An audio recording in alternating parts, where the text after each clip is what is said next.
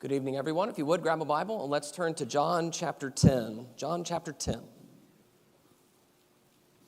We'll begin in that place in just a moment. John chapter 10. It is wonderful to be with you again tonight, and I want to express my appreciation for your decision of all the things you could be doing on a Monday night and all the things that call your name. You've chosen to be here. We have visitors among us, and I want to especially welcome you and thank you for making the decision of all the things you could be doing to be here and to open God's Word and to think about spiritual things for a few minutes tonight. My job is to make sure that what we're going to talk about comes from Scripture so that it is not just my opinions, it's not just things that I think are neat or cool, although I certainly do think they're neat and cool, but instead it is about us connecting with God through His Word. And so we're here in honor of Him, and we're here to grow toward Him. And I appreciate you being a part of that tonight. I want to begin by reading in John chapter 10. John 10 and verse 1, it says, "Truly, truly, I say to you, he who does not enter the sheepfold by the door, but climbs in by another way, that man is a thief and a robber. But he who enters by the door is the shepherd of the sheep. To him the gatekeeper opens. The sheep hear his voice, and he calls his own sheep by name and leads them out.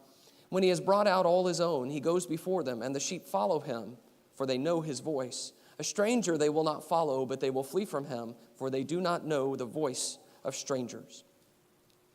So Jesus uses a word picture here to describe his relationship with his disciples. He is the shepherd, and we are the sheep. But one of the unique things about shepherding, especially in the ancient Middle East, and even today, if you were to study the way shepherding is done in that part of the world, is that shepherds often use their voice to control the sheep. Shepherds there are known for having a unique voice cadence that their sheep will recognize. And even if there is a mass of sheep that belong to different people, when the one shepherd calls his sheep, they follow him. And so Jesus uses that picture to describe how we as his sheep respond to his voice. Listen in verse 3. In verse 3 he says, "The sheep hear his voice." In verse 4, "The sheep follow him, for they know his voice." Verse 5, "A stranger they will not follow, but they will flee from him, for they do not know the voice of strangers." Voices, voices, voices. Have you noticed how many people in our time are talking? Turn on your television and you hear people talking. Grab your phone and you hear people talking. They're on podcasts, they're on YouTube, they're on TikTok. What is the most surprising and shocking thing they can say? What is the most interesting and wisdom dispensing thing they can say? They want you to listen to them. This is what our world revolves around. Political parties and political candidates want you to hear them. Scientists and experts want you to listen to them. And on we go. Voices all around us. And then when we silence all of those voices, we still have the voices of our own families and the voices that are in our own heads that speak to us about our own thinking and our own ways. And that matters because who we listen to determines who we become. We are the product of our thinking. We see this regularly when we see someone becoming radicalized by something they see online, a rabbit hole they go down. Maybe that's radicalized in the sense that they become a terrorist because they obsess about one angle of something that they see as wrong in the world. Or maybe it's just that they become radicalized and obsess about running. And they talk about running all the time. But they are a product of what they're listening to, and it inevitably shapes them. All of us are this way. And so what I want to talk about tonight is the fact that disciples of Jesus do things differently. And when we talk about voices, that's going to be important for us to consider. So I mentioned yesterday that in our lessons on Monday and Tuesday and Wednesday, we want to talk about how disciples are different. I want to remind you that Jesus calls us to be light to the world and salt of the earth. That Jesus says to his disciples, you see what the Gentiles do, but it will not be so among you. You will be different. You will be my people. I have called you out of the world to be a unique people. And yet we often are confused by that. Just what does it mean to be different? Are we supposed to be different in the sense that we're just weird? And that everything we do is just in the interest of being as weird as possible? Are we the kind of people who are just reactionary? If the world does something, we're going to do the opposite, whatever it is, no matter how ridiculous it is. Is that what we do? How do we know what being different looks like? And so I want to tell you about 3 things that we're going to cover in the coming days. That disciples are different because they listen to a different voice, which is what we're going to talk about tonight. Tomorrow night, we're going to talk about how they live with a different passion. And then on Wednesday night, Lord willing, they love with a different goal. That we are different because of who we listen to, because of how we live, and because of how we love. And that Jesus sets the tone for those disciples. And I want us to focus tonight on this idea of listening to a different voice. But that does need some clarification, some explanation. And so I want to spend a moment thinking about listening to a different voice, because that is a term or a phrase that the Bible uses with a specific meaning that needs some clarification. So look at these passages. This is Genesis 3 and verse 17, where it says, to Adam he said, because you have listened to the voice of your wife and eaten of the tree which I commanded you, you shall not eat of it. Cursed is the ground because of you. In pain you shall eat of it all the days of your life. You listened to the voice of your wife. When God says that, he does not mean you heard her words. She spoke words to you and you listened to them. It instead means you listened to them and then you agreed with them and accepted them and then you acted on them. And all of that is contained in the idea of listening to her voice. Or it says, Abram listened to the voice of Sarai about Hagar. That is, he didn't just hear her words, but he listened to them and submitted himself to them and agreed with them and then obeyed. He did what she wanted him to do. Or this is Exodus 18:24. So Moses listened to the voice of his father-in-law and did all that he had said. This is when Moses comes to his father-in-law. He sees that Moses is working all day long, and he says, you need to do something different. This is not working. You need to divide the work among many people. And so Moses listened to his voice, and he did all that he had said. That's the connection there. When he listens, he obeys. And then Jesus says in John 18:37, for this purpose I was born, and for this purpose I have come into the world, to bear witness to the truth. Everyone who is of the truth listens to or hears my voice. So we're going to hear lots of people. I mentioned all the voices that are competing for our attention. The question is, who will we listen to? And Jesus' disciples are different because we listen to the voice of Jesus above all others. So let's start with this. A disciple listens to Jesus and not to other people. Let's just start here. In John chapter 10, Jesus pits himself against others who were coming and wanting the allegiance of his sheep. Look down in John 10 and verse 8. John 10 and verse 8. He says, all who came before me are thieves and robbers, but the sheep did not listen to them. I am the door. If anyone enters by me, he will be saved and will go in and out and find pasture. The thief comes only to steal and kill and destroy. Excuse me. I came that they may have life and have it abundantly. I am the good shepherd. The good shepherd lays down his life for the sheep.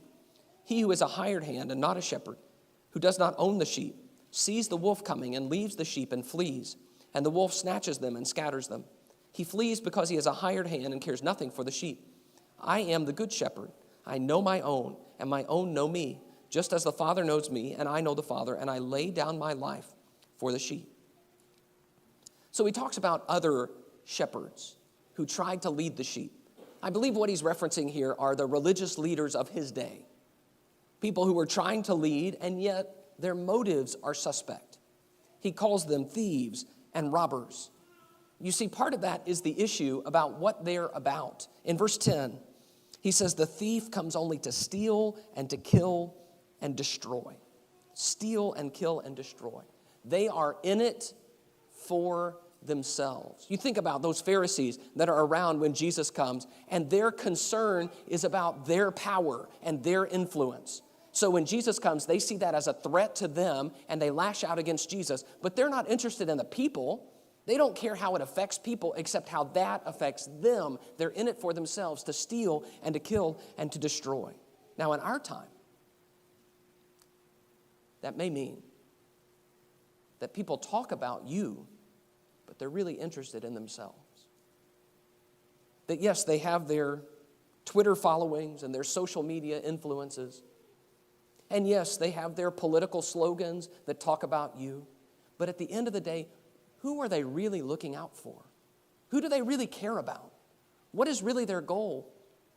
It is to get money and to get power. It is not for your good. And that's what Jesus is talking about. They come to steal and kill and destroy. He likens it to a man who is hired to watch sheep, and then he sees the wolf coming.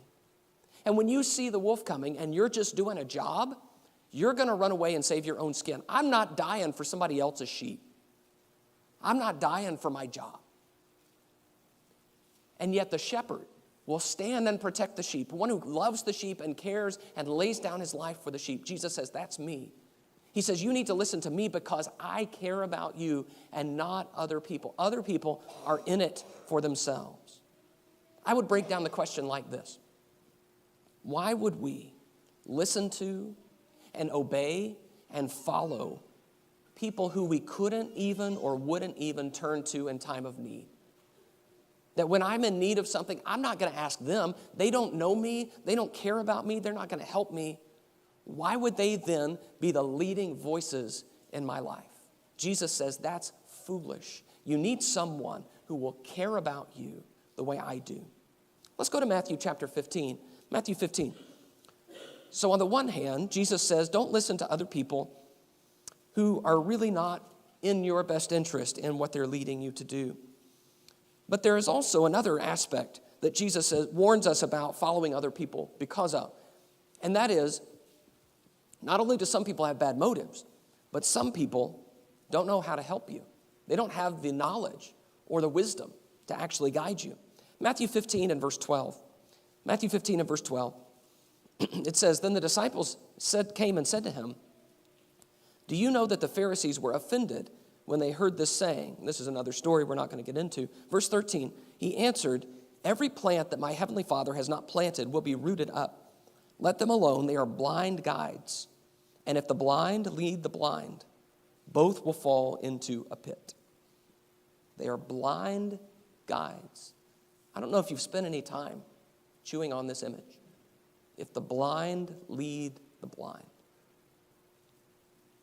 If the blind lead the blind, they're both in trouble. But what is particularly sad is to be a blind person who reaches out their hand to someone else to help them. And yet the person whose hand they take can't see any better than they can. And so you're both in trouble now. But it is even sadder, it seems to me, for the person who relies on someone else when they are blind themselves. So Jesus, by the way, his way of figuring out who's blind and who sees is by looking at the fruit of people's lives, which reveals that we're not really the ones who are fit to guide other people. But a disciple listens to Jesus, not to blind guides. I also believe this idea that we listen to Jesus and not to other people is the reason why he says at times that we love father and mother more than him and we become unworthy of him. Or as he says in another place, if anyone comes to me and does not hate father or mother, sister or brother. And we kind of scratch our heads at that. But it's important that we think about this. Our families, they may care about us. And our families may actually have some wisdom to dispense to us. But even then, there is a risk of giving our ultimate allegiance to human beings, even if we love them, even if they care about us, even if they have wisdom to give. They're still just human beings, even if they have our same last name, that they still are only finite human beings. And Jesus warns us that's not where our allegiance should fall. So I want you to see that there is risk in trusting and listening to other people. And can I tell you, if we're going to be different from the world, we cannot just listen to the world. If we're listening to other human beings, guess what we will always end up being like? Other human beings. So if we're going to live above that, if we're going to be light to the world, we need a different source, a different voice. Second, and this gets a little more challenging, is that a disciple listens to Jesus, not to myself. Let's go to Luke chapter 9. Luke 9.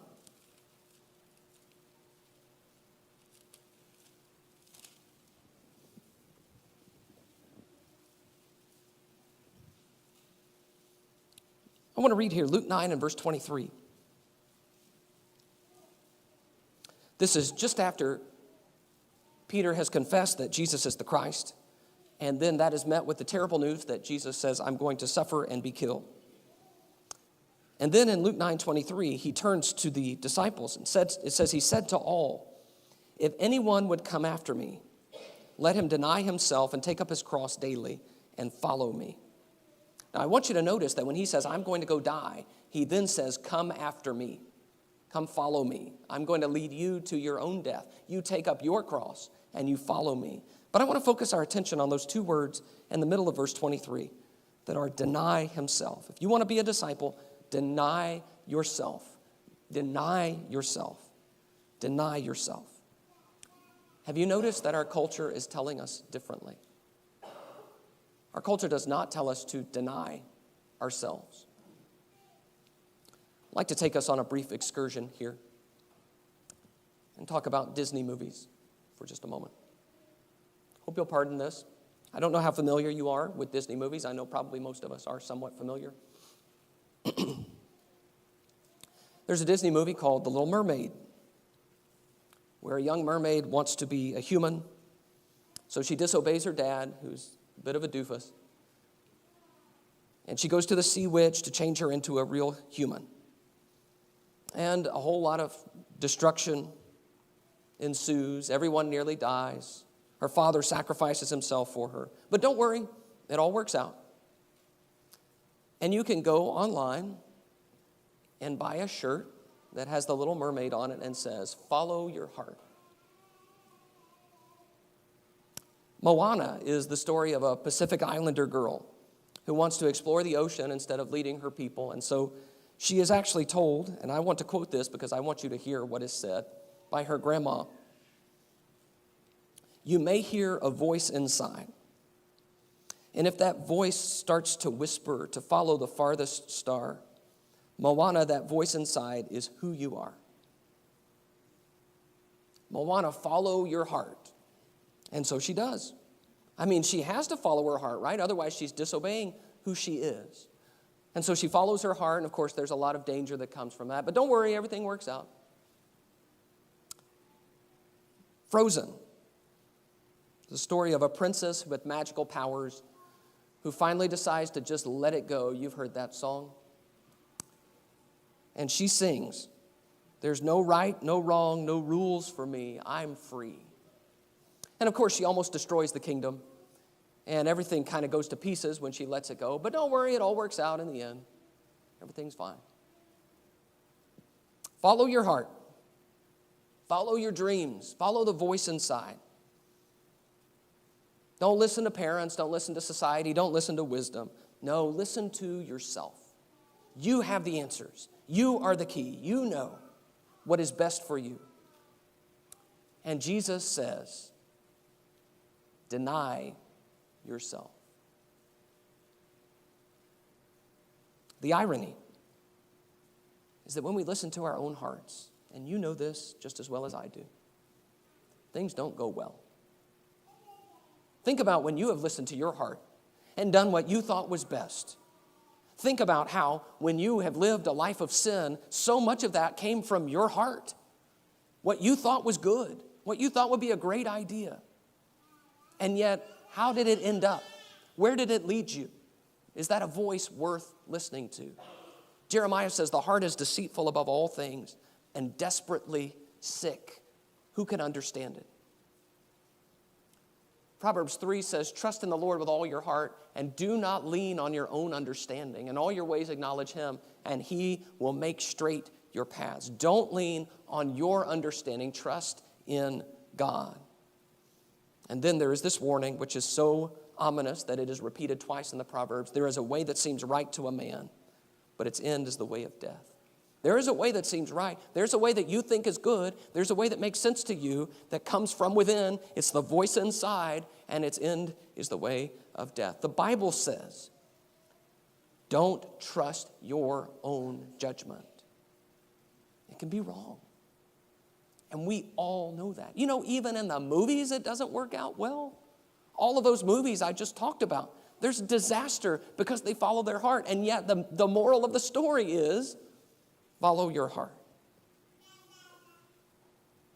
This is deeply challenging. But Jesus' disciples refused to just act on their impulses and impressions. Just because I think it or want to do it doesn't mean I should. I must ask the question, is this right? Is this what Jesus would want? Is this good? Is this wise? And if the answer is no, then I don't even listen to myself. Deny yourself and take up your cross and follow me. And a disciple listens to Jesus, not to my fear. I want you to go with me to Mark chapter 4. Mark chapter 4.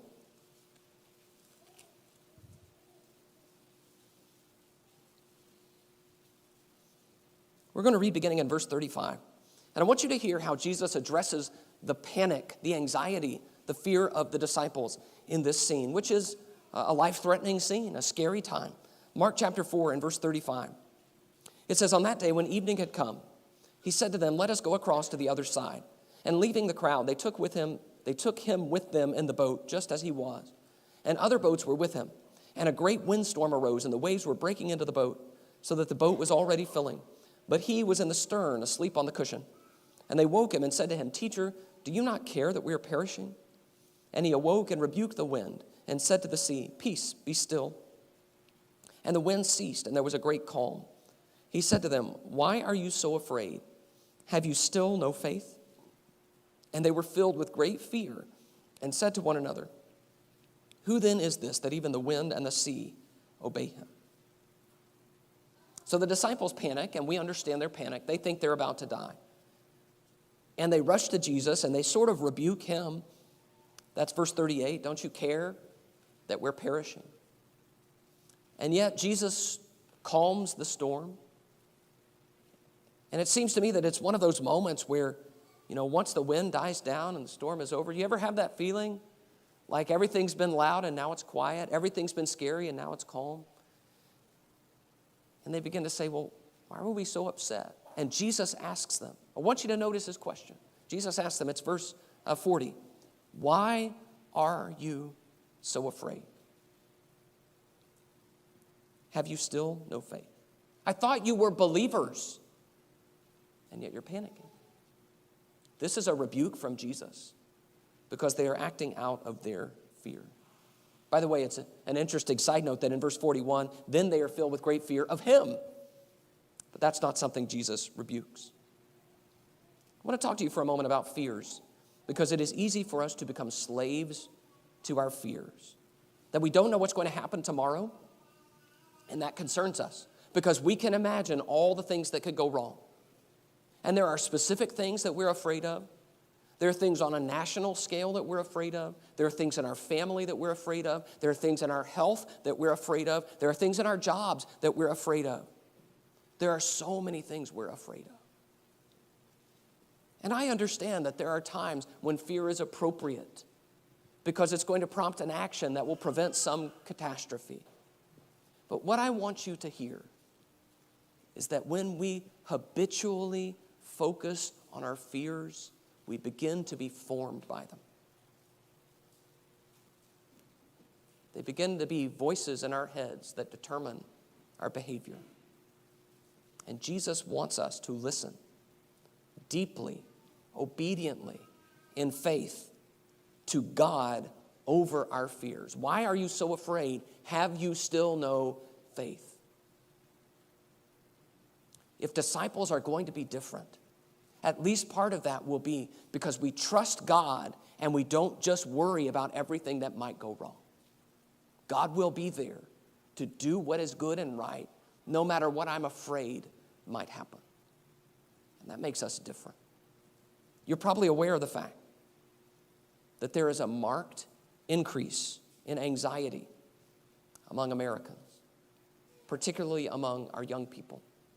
And there are lots of discussions about why that's happening, and that's not really my topic tonight. But I just want to stress, the more we focus on our anxieties and listen to them, the more we are formed by them, they become a determining factor in our behavior. And that fear can include not just what might happen to us, but what other people might do to us or think about us. This is John chapter 12 and verse 42. Nevertheless, many even of the authorities believed in him, that's Jesus, but for fear of the Pharisees, they did not confess it, so that they would not be put out of the synagogue, for they love the glory that comes from man more than the glory that comes from God. So they are afraid. They know the right thing to do, but they're afraid. What will people say about me? What will they do? How will this affect my relationships going forward? And their fear makes them not obey God, not confess that Jesus is Messiah, because they're scared of what it will mean. Disciples of Jesus cannot live this way. We do not love the glory of men more than the glory of God. We are different. Well, you might be wondering, okay, so we're supposed to listen to Jesus, not to other people, not to ourselves, not to our fear. But those are some pretty bold claims. Particularly, it's a bold claim for anyone to tell you, listen to me and no one else. I'm the only one you should listen to. If another human being said that, we would look at them in a strange way. It's also a big claim to say, listen to me and not even to your own judgment. I know better than you. And so I want to spend some time building what I'm going to call the case for listening to Jesus. Why it is that these claims are not so extreme, that these are not demands that don't have a context. I want you to think with me for a moment about why Jesus is the one who is the voice we should hear. The first is we listen to Jesus because of who he is. Who he is.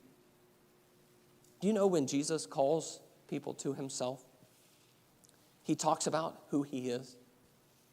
And that's part of the draw, the appeal, that we will see his character and be so drawn to it that we say, yes, I want that one to be the one whose voice I hear, who teaches me, who guides me.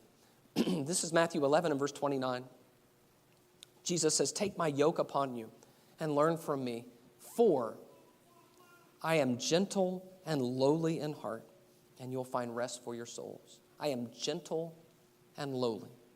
Jesus did not come to dominate or to control. He is gentle and lowly. He is humble. He is kind. Jesus is the one who emptied himself, taking on the form of a servant.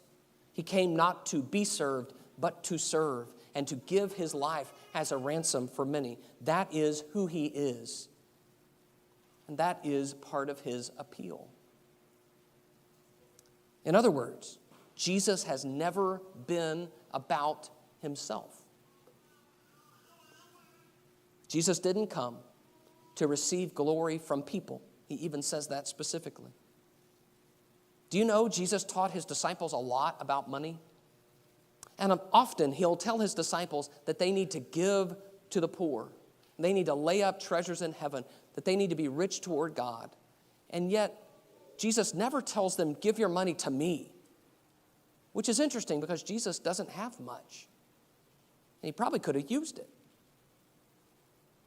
But that's not who he is. And I want you to contrast that with people that we know who call on us to give them our allegiance. That they are not selfless like Jesus. The disciples decide that he is the Messiah, and Jesus says, let's keep that quiet. Not time yet. Because Jesus is not just about getting a crowd and a following and having everyone love and be impressed by him. Part of who Jesus is that he interacts with people in such a unique way. I am especially drawn to this part of Jesus' character. I hope you are too. When you read it, Jesus always gets it right. He always gets the situation and the teaching pitch perfect. It's really amazing. For example, he always knows the right thing to say and do. Let him who is without sin cast the first stone, he says. Repeatedly, they try to trap him. They bring him questions about taxes and things like that. And he always evades their trap. Sometimes they try to stone him or seize him, and he eludes them until the moment where he is ready to march himself directly into the lion's den and lay down so that they will destroy him. What that means is Jesus chooses his battles with wisdom. And that my friends, is something every human being struggles to do. Don't you struggle to choose the right battles? Don't you struggle to know the best way to respond when people are not what they should be towards you? So here is Jesus, the perfect example in every situation. Jesus is not threatened by anyone. Oh, they threaten him, but he does not allow them to truly threaten him. He's never trying too hard. He's not focused on popularity. Do you hear it? Jesus is all the things we want to be, but we are not. That's who he is. There is a buzzword in our culture that sums up these traits.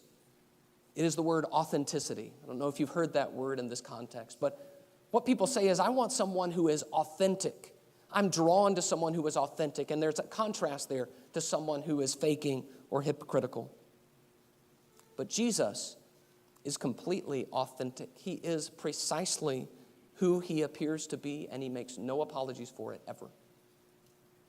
He says what's true, whether it upsets you or not, but he is also compassionate and kind. My question is, wouldn't you like someone like that speaking into your life?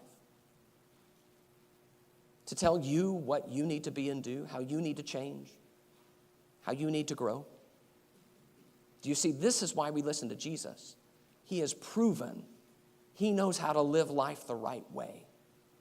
And when we see that, we are drawn to that, and we begin to listen to his voice. Second, we listen to Jesus because of what he knows. Jesus says this way in Matthew 11, that section just before he says, come to me. Matthew 11 and verse 27, he says, all things have been handed over to me by my Father, and no one knows the Son except the Father, and no one knows the Father except the Son, and anyone to whom the Son chooses to reveal him. And then he says, take my yoke upon you and learn from me. What are we learning, Jesus? Well, the things the Father gave me to reveal. That Jesus has knowledge from God. Only I know the Father. Do you know what a claim that is? That of all the Jews around him who knew Torah so well, Jesus says, I'm the only one who really knows the Father. And the only way you can know him is if I choose to reveal him to you. This is Jesus' claim. And yet, this claim to know this is coupled with the claim of who he is. He shows us that, yeah, he really does know how to live life. He really does know how to honor God. He really doesn't have respect of people. He just is who he claims he is. And so now we know. He knows some things that we need to know. I don't know how much you've thought about this. It's one of those things that we kind of take for granted when we study Jesus' words. But Jesus speaks for God. I've been married 20 years this year. And I've learned that while I know my wife pretty well, I've learned not to speak for her by some frustrating experiences. That I don't always know that I can make promises on her behalf, that I can tell what exactly she's thinking or wanting. Because even though I know her well, I don't speak for her that way. Do you know Jesus is not that way with the Father? So Jesus says things all the time that are promises he makes on the Father's behalf. Ask, and it will be given to you. Seek, and you will find. Knock, and it will be open to you. For whoever asks, receives. Whoever knocks, it will be open. Whoever seeks, finds. Over and over again, he says, God's going to do this. He says, this is how your Father wants you to pray. He says, when you pray and you do this in secret, your Father who sees in secret will reward you. How can he make promises for God and say, God's going to do this? He seems to know God in a unique way, just as he says, this has been revealed to me by my Father. He also knows how to live to please the Father. He knows how life should be lived. He knows when it's wrong and when it's right and how God feels about it. He knows what comes next. And then he says, come learn from me. So Jesus bemoans the blind leading the blind. And yet here you have the one person who actually sees, who could say, I know the path. I know where we need to go. Come, let me guide you. Don't you want someone who knows what he knows speaking into your life, guiding you, teaching you, forming you? And then there is how he treats you. He has already referenced that the thief comes to steal and to kill and to destroy, that the hireling abandons the sheep and flees and saves his own skin. And then he says, but I do different. I lay down my life for the sheep. Jesus came not to be served, but to serve. Jesus is not seeking anything from you. He is not a person who needs something, who wants to use you, who needs you so that he can get something for himself. He is instead giving himself for you, suffering for you. He is a giver, not a taker. And brothers and sisters, who else can say that? Who can look at the cross and ever think that Jesus is selfish or self-focused? He is all about us. Think about how Jesus treats you. He is compassionate, but he also challenges us. He accepts us, but he insists on changing us. We listen to Jesus because he treats us like no one else. Don't you want someone who loves you like that, who would give themselves completely for you? Don't you want them speaking into your life, guiding you, telling you what to avoid and what to pursue, telling you when you've gotten yourself into trouble? So what will it look like when we listen to a different voice? I just want to give a sketch of how some of these things might play out. If we listen to a different voice, in a world of sexual saturation, listening to Jesus means that we are a people who pursue sexual purity, who do not look at a woman to lust after her, who control their own bodies in holiness and honor. And that will make us different. In a world of suspicion of strangers and foreigners, listening to Jesus will mean welcoming and showing mercy to the stranger. And that will make us different. In a world of money and status, listening to Jesus will mean we give without expecting in return, that we'll see the value in the poor, that we will lay up treasures in heaven and not on earth. And that will make us different. In a world that is anxious about every potential problem, listening to Jesus means we will seek the kingdom first, that we will trust God to provide daily bread, and that we know God will be there when whatever disaster might fall. That will make us different. In a world of fame and popularity, listening to Jesus means that we seek the lower place. It means that we honor God in small ways, like the woman with the 2 mites. And that will make us different.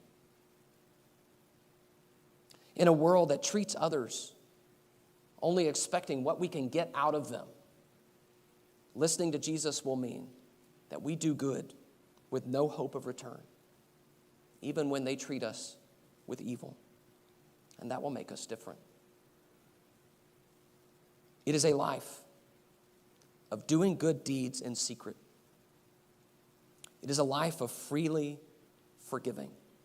It is a life of becoming more humble and childlike. It is a life of facing down my anger and my past. And I become different because I am listening to a different voice. And so I am changed. So my question for you is, are you listening to Jesus? It will make you different. And we embrace that difference because Jesus calls us to it. But it is not a difference that comes from our own political opinions. It is not a difference that comes from our own opinions about how life should be lived or the decisions we should make. It is a difference that comes because we're following his voice. So are you listening to Jesus tonight? We're going to offer the invitation at this time. Because it may be that you're here tonight and you are reconsidering the way you've been living. And you know that Jesus is calling to you to be his disciple, to be a true follower of his. And if you have never begun that journey, we would love nothing more than to help you begin tonight by turning away from your sins and being baptized into Christ, beginning that journey, becoming a disciple. And Jesus begins to work on you and you follow his voice.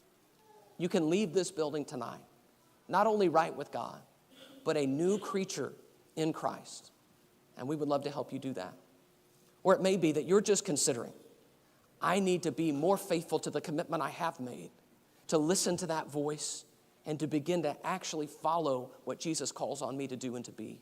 And so you want our help. You want us to pray with you about that and to encourage you about that. If you have any need of any of those varieties, we invite you to come to the front as we stand and sing to encourage you.